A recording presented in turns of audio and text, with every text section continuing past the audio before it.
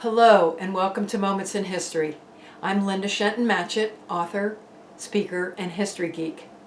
While researching my books, I unearth tons of intriguing information that does not end up in the books. So I've created this channel so I can share these tidbits with you. Thank you for stopping by to watch.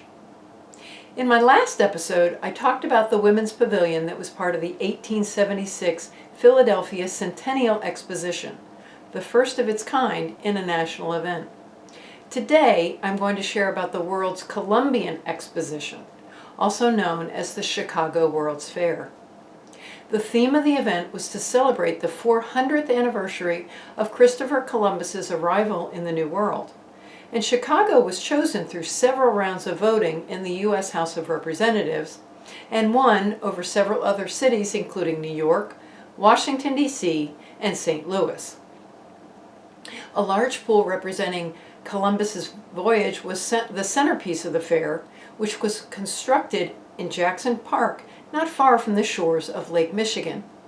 Many scholars feel the exposition had a profound effect on American architecture, the arts, American industrial optimism, and Chicago's image. The nearly 200 buildings were designed to follow Bouguere's principles of design, namely neoclassical architecture based on symmetry, balance, and splendor. A material called staff, which is a combination of powdered gypsum, cement, glycerin, and dextrin mixed with water, and the consistency of molasses, was used to cover the building's facades, giving the fairground its name, the White City. Covering 690 acres, the grounds also featured canals and lagoons.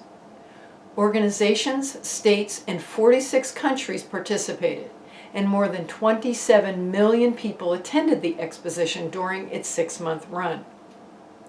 Created by Congress, the Board of Lady Managers was created by Congress to oversee all aspects of women's involvement in the fair, as well as the construction of the women's building, and spearheading the World's Congress of Representative Women, a series of 81 meetings organized by women from each U.S. state that included lectures by women from 27 different countries. Headed by Mrs. Potter Palmer of Chicago, the board was composed of 2 members from each state and territory, as well as 9 from Chicago. In addition, invitations were extended to women in other nations to participate. Unsurprisingly, most of the organizers were part of the upper class or aristocracy. The group had been told they would have authority over all the decisions regarding the Women's Pavilion. However, when push came to shove, the decision about the selection of the architect was made by a board of men. 14 women submitted their designs, and 23-year-old Sophia Hayden's design of a 3-story Italian Renaissance style with Corinthian columns was selected. Measuring 388 by 199 feet, the structure cost almost $150,000 to build. The first story was set 10 feet from the ground line with a wide staircase rising to the central pavilion. And the first terrace contained flora, low shrubs, and flower beds aimed at emulating an Italian villa. The second story had a triple arched entrance and open colonnade with corner pavilions. Visitors entered through a 40-foot wide lobby which preceded a domed hall that measured 70 by 65 feet and extended the entire height of the building. The hall was surrounded by a 2-story open arcade, and the ceiling of the rotunda had an elaborate skylight, said by some to create a thoroughly Italian courtyard. Inside, there were scaled-down models of a hospital and kindergarten, and a curtained area that held a library, Bureau of Information, and records.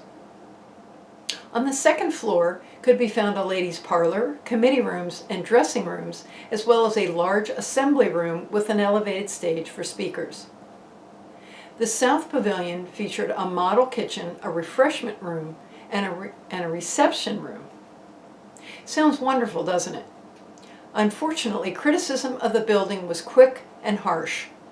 quote-unquote, revealing the sex of its architect, the rotunda was deemed delicate and chaste in design. The roof garden was described as a hen coop for petticoat hens, young and old.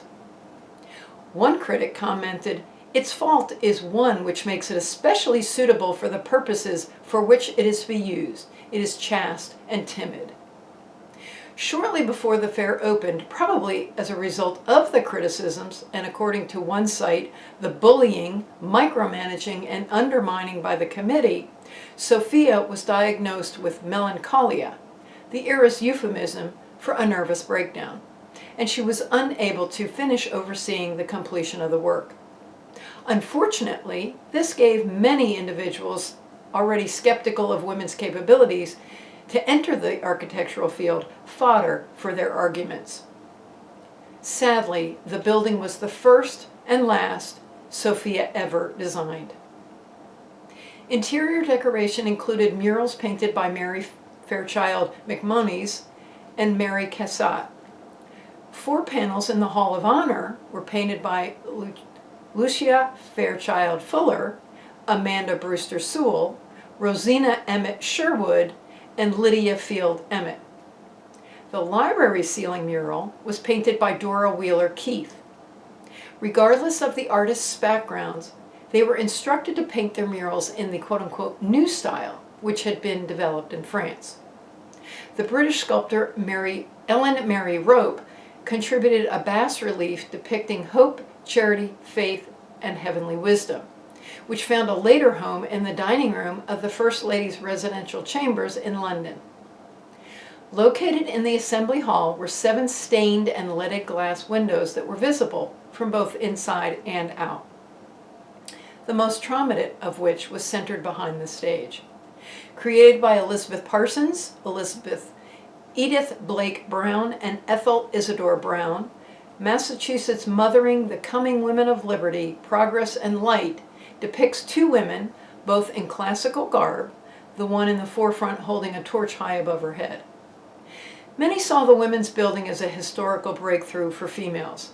Others felt that by separating the women's accomplishments, they were considered second class to men and not fully integrated into mainstream American culture. Perhaps, but exhibits at the women's building inspired Danish noblewoman Sophia Oxholm to organize a women's exhibition in Copenhagen, eventually resulting in the 1895 Copenhagen Women's Exhibition. I hope you've enjoyed today's moment in history. If you'd like to learn even more history, please stop by my blog found at www.lindashentonmatchett.com. And please consider subscribing to my channel and click on the bell to receive notifications of the new episodes that upload generally on the 2nd and 4th Friday of each month. Thank you for stopping by. Have a great rest of your week.